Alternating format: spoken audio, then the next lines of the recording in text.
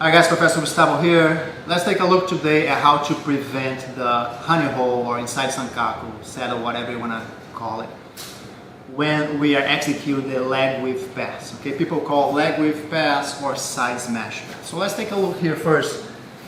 What is the leg whip pass? So the leg whip is when I bring both of his knees together and my outside leg here, the leg that's behind, staples both of his legs together. Okay, my knees in between his legs, and now I'm gonna try to turn his torso flat.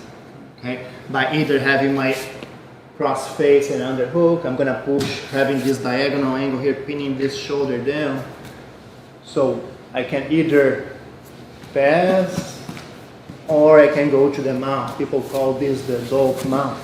Right? So I can have cross face and underhook, or I can have my head instead. My head flat, pushing against his head and flatten the guy down, my shoulder running underneath his shoulder, right? Underhook on the other side, overhook on this side, and I go to the mount.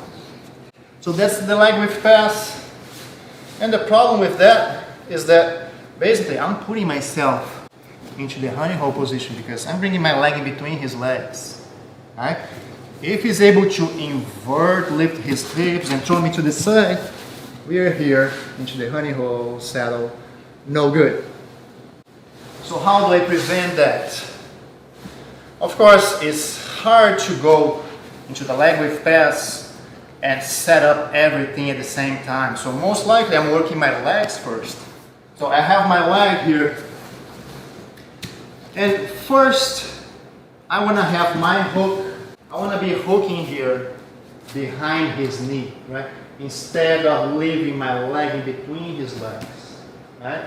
Because if I'm hooking behind his knee and he's able to invert and throw me, my leg is behind both of his legs, right? If my leg was on top here, yes, then he gets into the position. So this hook here prevents the inside Sankaku position. So a common scenario here is the guy going for a butterfly sweep. I counter with my leg whip. So my foot is hooking his leg, right? My foot hooks behind his knee, so he cannot go for that position. Eventually, how do I kill now? Since I got here, my second part of the job is flatten the guy out. So I'm gonna again go with my cross face or with my head.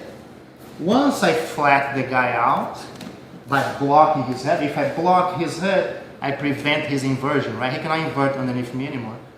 So once I block his head, now I can free this foot because he won't be able to invert underneath me, and now I can finish the pass. It's hard to keep his torso flat and get into the good passing position with my hook here. Right? So once I block his head, I can free this foot so I can have a better angle to drive diagonally and turn his torso flat, going to the mount position. So two important things. Hook his knee if you're not blocking his head.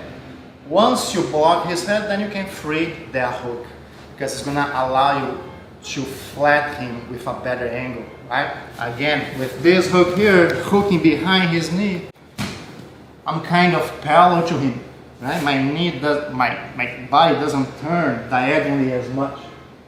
But because I already got his head, now I can drive diagonally, clear his knee, and we are into the dope mount.